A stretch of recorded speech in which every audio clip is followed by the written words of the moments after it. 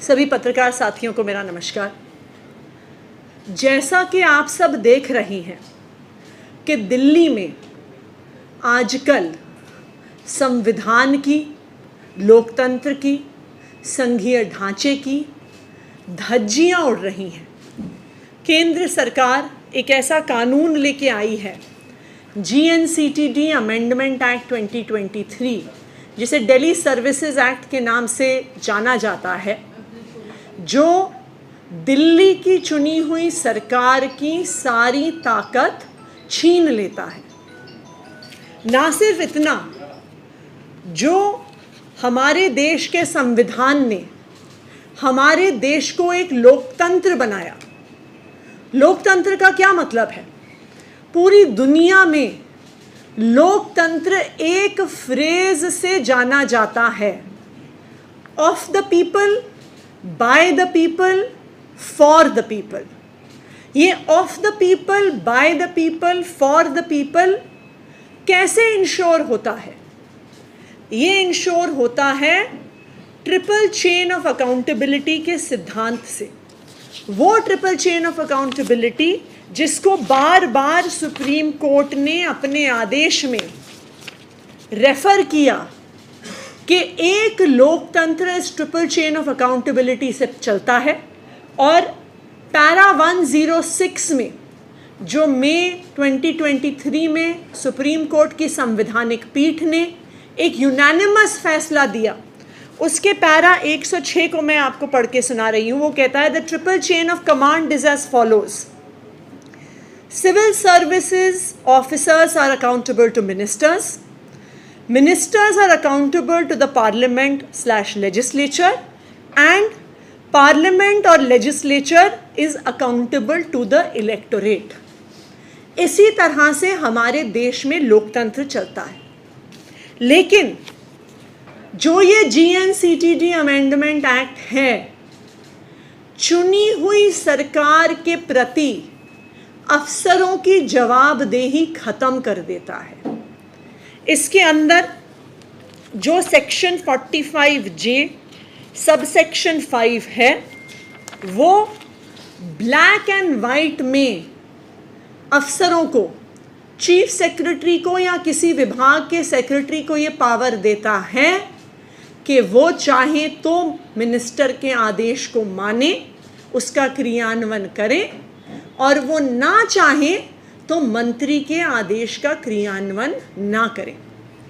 कुछ दिन पहले ही मैं आप सबके सामने ऐसी ही एक चिट्ठी दिल्ली के मुख्य सचिव नरेश कुमार जी की लेकर आई थी, जिसमें उन्होंने एक 10 पेज की चिट्ठी में लिखकर कहा था कि वो चुनी हुई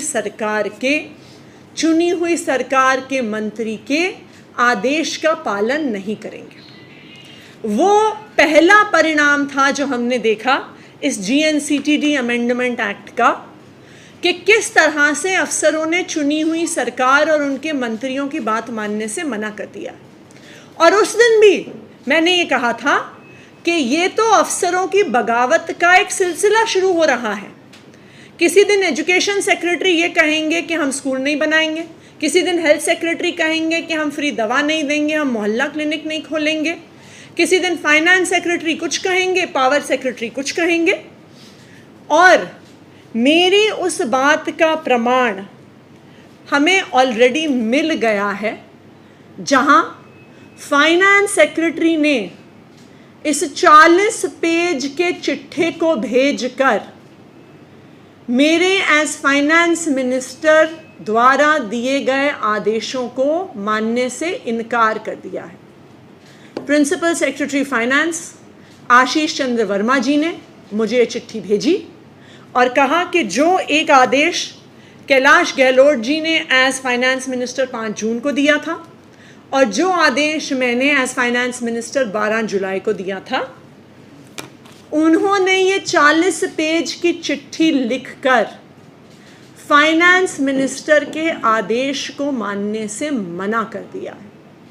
तो आज इस undemocratic, unconstitutional GNCTD amendment act की वजह से एक के बाद एक दिल्ली की चुनी हुई सरकार के अफसर कह रहे हैं कि हम चुनी हुई सरकार की बात नहीं मानेंगे, हम चुनी हुई सरकार के मंत्रियों की बात नहीं मानेंगे और हमें बात ना मानने का अधिकार ये जीएनसीटीडी अमेंडमेंट एक्ट देता है। जिस मामले में आशीष चंद्र वर्मा जी ने ये चिट्ठी लिख के भेजी है, वो मामला एक कोर्ट केस से रिलेटेड है। उस मामले में एक जीएसटी रिफंड का मामला था, जहां पे हाई कोर्ट ने आदेश दिल्ली सरकार के खिलाफ दिया और दिल्ली सरकार ने ये फैसला लिया कि हम इस फैसले को सुप्रीम कोर्ट में चैलेंज करेंगे। कैलाश गहलोत जी ने 5 जून को आदेश दिए कि दिल्ली सरकार के इस वकील को रखा जाए और सुप्रीम कोर्ट में केस फाइल किया जाए, वरना it will be a loss to the public exchequer अगर हमें ये जीएसटी का रिफंड देना पड़ा। और सुप्रीम कोर्ट में उसको चैलेंज करने का, एसएलपी फाइल करने का निर्देश कैलाश गहलोत जी ने 5 जून को दिया। 5 जून के बाद दिल्ली के अफसर इस फाइल को घुमाते रहे, ना उन्होंने सुप्रीम कोर्ट में केस फाइल किया, ना उन्होंने इस वकील को अपॉइंट किया।